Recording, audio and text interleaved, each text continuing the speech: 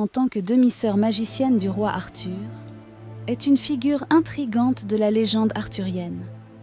Elle incarne la dualité du pouvoir féminin médiéval, oscillant entre la guérisseuse bienveillante et la séductrice maléfique. Dans cette vidéo, je vais t'expliquer qui est vraiment Morgane. Comment son lien de parenté avec Arthur a-t-il influencé sa destinée? En quoi le nom Morgane reflète-t-il son caractère mystérieux? Comment les adaptations modernes de la légende arthurienne ont-elles transformé le personnage de Morgane? Mais avant de commencer, je t'invite à t'abonner et à me laisser un pouce bleu si tu aimes ce genre de contenu. Également connue sous les noms de Morgue ou Morgain, la fée Morgane est une figure emblématique de la mythologie celtique. Morgane était une sorcière d'une puissance magique prodigieuse, une fée au charme mystérieux. Sa beauté était légendaire, sa sagesse insondable, et son apparence changeante ajoutait encore plus à son mystère. Morgane détenait des dons extraordinaires. Elle pouvait se métamorphoser à volonté, se transformant en n'importe quelle créature, volant gracieusement dans les cieux étoilés et lançant des sorts ensorcelants avec une aisance déconcertante.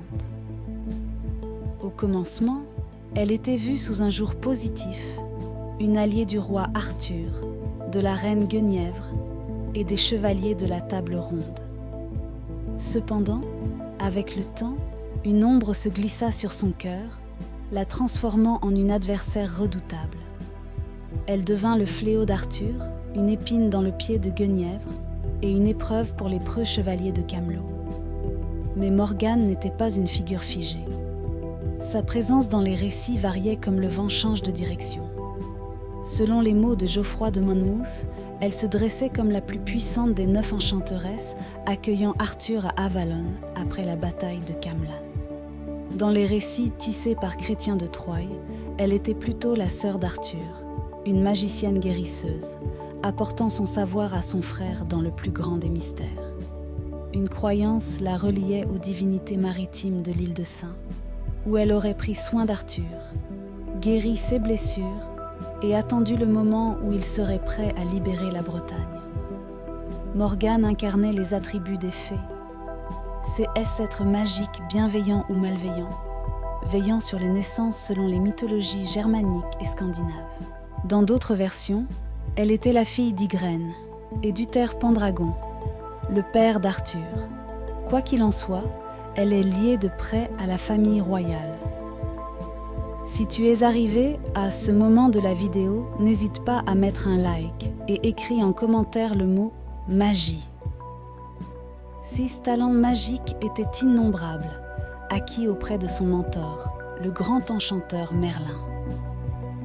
Elle avait le pouvoir de guérir les blessures, de se fondre dans différentes formes, de voyager d'un bout à l'autre du royaume en un battement d'ailes, et même de métamorphoser des êtres en animaux. Son apparence changeait à volonté, ajoutant encore plus de mystère à sa personne. Il lui arrivait d'utiliser ses pouvoirs afin de contrarier les desseins d'Arthur, de Lancelot et même de Merlin lui-même. Le rôle de Morgane dans la légende arthurienne était aussi ambigu que ses intentions changeantes. Tantôt bienveillante, elle tendait une main secourable à Arthur et aux preux chevaliers de la table ronde. Tantôt malveillante, elle ourdissait des plans pour mettre à mal le royaume de Camelot. Morgane était une figure complexe, multidimensionnelle, une énigme qui gardait toujours une part de son mystère. Toutefois, à partir du texte du Lancelot Graal, que son personnage devient plus distinct. Elle devient l'adversaire d'Arthur, étant la fille d'Ygraine et de Gorlois, et la demi-sœur d'Arthur du côté maternel. Sur le plan sentimental, Morgane est souvent présentée comme une femme luxurieuse ayant de nombreux amants, le plus célèbre étant Apollon. Elle semble éprouver un véritable amour pour lui. Contrairement à Viviane, une autre figure féminine de la légende arthurienne, Morgane n'a pas de relation amoureuse avec Merlin. Certaines versions la font également mère de Mordred, un fils conçu d'une manière complexe et quelque peu fortuite avec Arthur, sans que les deux protagonistes ne sachent au départ leur véritable identité. Son histoire prend un tournant lorsqu'Uther Pendragon tue son père et épouse sa mère. Elle est envoyée dans un couvent, puis rejoint Merlin en tant qu'élève dans les arts magiques. Morgane est ensuite mariée de force à Urien, un roi qu'elle n'aime pas. À Camelot, elle tombe amoureuse de Guiomar, cousin de la reine Guenièvre, la femme d'Arthur. Lorsque Guenièvre met fin à leur relation, Morgane développe une profonde haine envers son frère et la reine. Cette animosité grandit encore plus lorsque Lancelot rejette ses avances.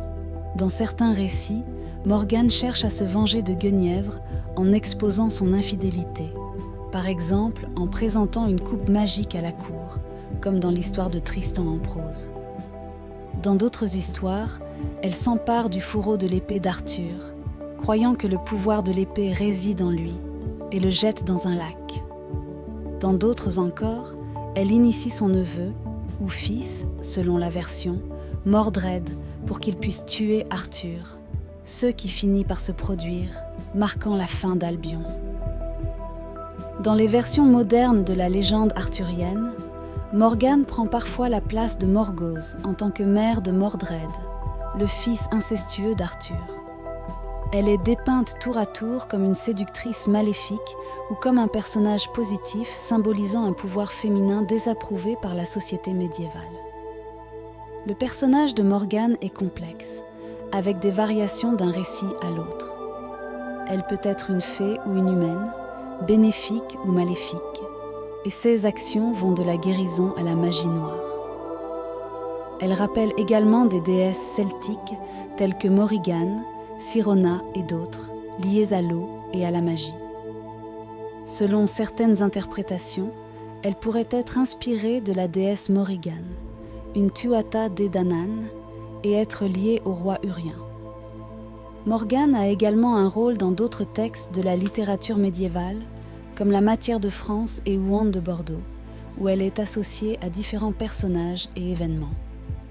Son nom, Morgane, est parfois lié au fait des eaux séductrices et dangereuses du folklore brittonique, appelé Morgane ou Morgaine.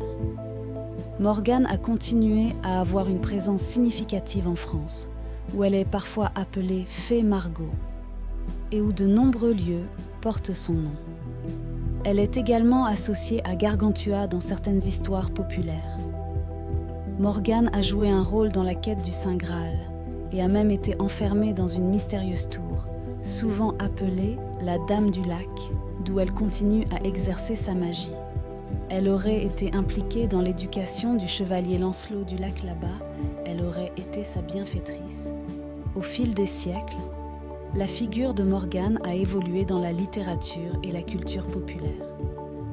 Sa dualité, mêlant la magie, la beauté et la complexité morale, continue de fasciner les écrivains, les artistes et les amateurs d'histoires légendaires. En résumé, Morgane est une figure énigmatique et puissante de la mythologie celtique et de la légende arthurienne.